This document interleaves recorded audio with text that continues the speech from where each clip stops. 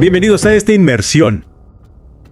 Hoy nos adentramos en un caso que sigue estremeciendo a Argentina, el de José Luis Cabezas. Un fotógrafo, un hombre que buscaba la verdad con su cámara y que al final su destino quedó ligado a ella. Sí, José Luis Cabezas, un nombre que resuena en el periodismo argentino. Para quienes no lo conozcan, era un reportero gráfico, un cazador de instantes que trabajaba para la revista Noticias. Con su cámara capturó a figuras muy importantes de la época.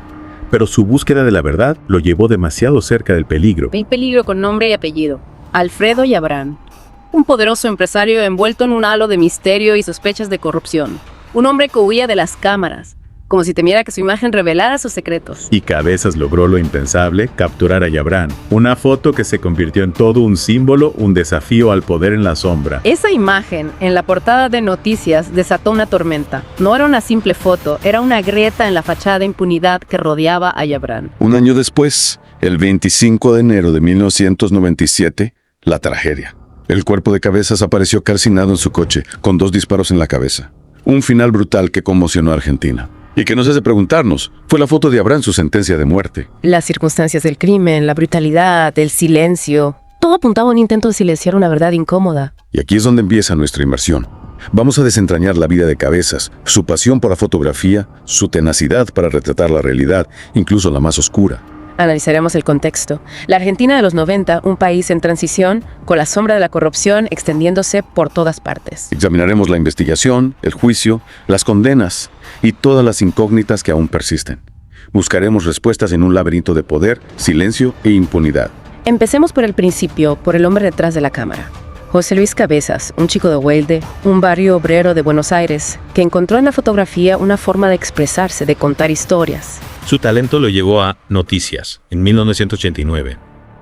Allí no solo documentó la actualidad, sino que capturó la esencia de una época, los rostros del poder, las cicatrices de un pasado reciente. Y en esa búsqueda, su lente se cruzó con Alfredo Yabrán, el hombre que, según se decía, controlaba los hilos del poder en las sombras. Un magnate de las comunicaciones y el transporte, cuya fortuna, se susurraba, provenía de negocios turbios. Su versión a las cámaras era casi legendaria, pero Cabezas logró lo que parecía imposible. Una foto de Yabrán junto a su esposa en la playa de Pinamar. Esa imagen, que muchos vieron como una osadía, un desafío directo al poder, se convirtió en un punto de inflexión en la historia de Cabezas y la de periodismo argentino. Esa foto no solo reveló el rostro de Yabrán, sino que expuso la vulnerabilidad de un sistema donde la verdad podía ser silenciada con la violencia. La publicación de esa foto marcó un antes y un después. Desencadenó una serie de acontecimientos que culminaron con la tragedia. Y ahora nos adentramos en el verano de 1997. Un verano que prometía sol y playa, pero que para Cabezas se tornaría en una pesadilla. Un verano en Pinamar, el escenario donde se cruzan la frivolidad de la temporada estival y la oscuridad de un crimen que aún busca respuestas. Pinamar, sí. Un hervidero de políticos y empresarios durante el verano. Cabezas estaba allí, cámara en mano, cubriendo la temporada para Noticias. Pareció una tarea rutinaria, pero se convirtió en una trampa mortal. No estaba solo, ¿verdad? Le acompañaba Gabriel Michi, otro periodista que se convertiría en un testigo clave de la tragedia y en un luchador incansable por la verdad. Exacto. Juntos se movían en un Ford Fiesta blanco, un coche alquilado por la revista, un vehículo que se transformaría en un símbolo macabro de la violencia que se cernía sobre ellos. Entonces, la madrugada del 25 de enero. El silencio de Pinamar se rompe con una noticia terrible. El cuerpo de José Luis Cabezas es encontrado en un camino rural, cerca de General Madariaga. Un hallazgo que conmocionó a todo un país. El Ford Fiesta, calcinado. Y en su interior los restos de Cabezas. 2 disparos en la cabeza, las manos esposadas a la espalda. Un mensaje brutal, una advertencia silenciada a fuego. La conmoción fue inmediata. ¿Quién era capaz de semejante atrocidad? ¿Qué secretos escondía este crimen que apuntaban a las más altas esferas del poder? Las sospechas, como es lógico, se dirigieron hacia Alfredo Yabrán. La foto de Pinamar, el desafío a su poder, la brutalidad del crimen, todo parecía encajar. Yabrán. El hombre que se movía en las sombras, el empresario con tentáculos en el gobierno, el magnate cuya fortuna, se decía, se alimentaba de la corrupción. La investigación se convirtió en una carrera contra el tiempo, una lucha contra la impunidad, una búsqueda de respuestas en un laberinto de poder y silencio. La policía bonaerense bajó la lupa.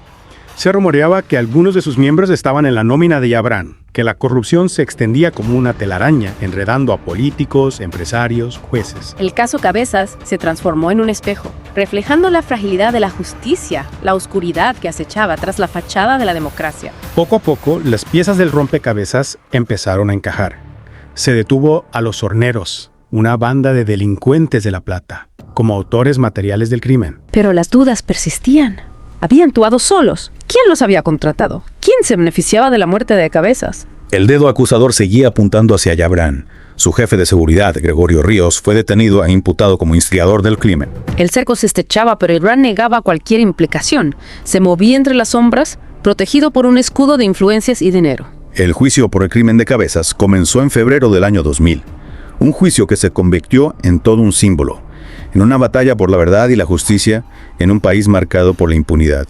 Un juicio que mantuvo en vilo a toda una nación que buscaba respuestas, que anhelaba un atisbo de luz en la oscuridad. Pero Yabrán nunca llegaría a sentarse en el banquillo de los acusados. El 20 de mayo de 1998, mientras la justicia lo buscaba, se quitó la vida en su estancia de Entre Ríos.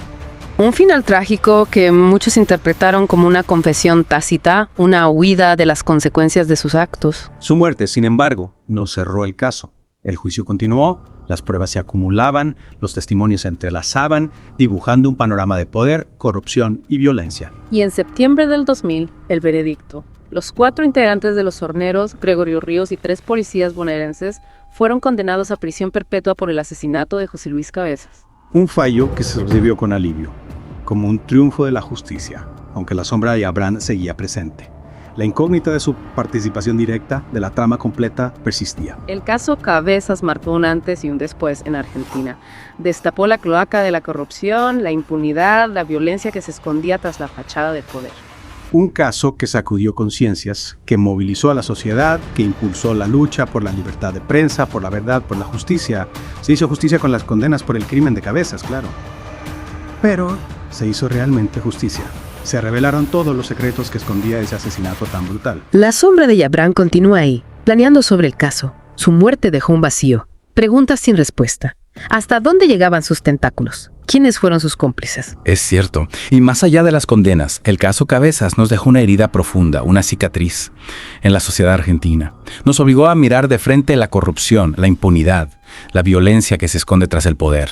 Un sistema donde la verdad se podía silenciar a tiros, donde los periodistas que se atrevían a desafiar al poder pagaban un precio muy alto. Cabezas se convirtió en un símbolo, un mártir del periodismo, un recordatorio de que la búsqueda de la verdad puede ser un camino peligroso. Su historia nos interpela a todos, nos obliga a preguntarnos qué tipo de sociedad queremos construir, qué límites estamos dispuestos a tolerar. ¿Cómo podemos proteger la libertad de prensa, la independencia judicial, la verdad misma, en un mundo donde el poder y el dinero parecen tener la última palabra? El caso Cabezas no se limita a un crimen, a un juicio, a un veredicto.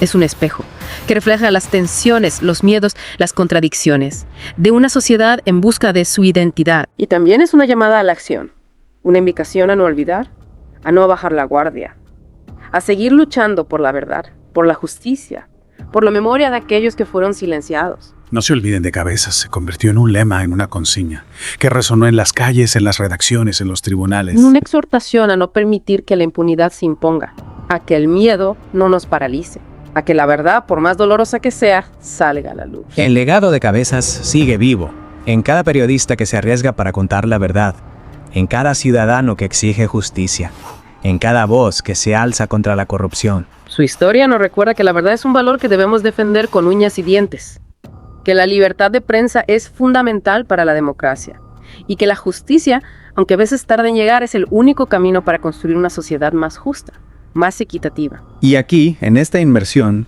hemos intentado reconstruir las piezas de este complejo rompecabezas. Hemos explorado los rincones oscuros del poder. Hemos escuchado los ecos de un crimen que aún resuena en la memoria de Argentina. Hemos recordado a José Luis Cabezas, el hombre detrás de la cámara, el periodista que buscaba la verdad, el símbolo de una lucha que continúa.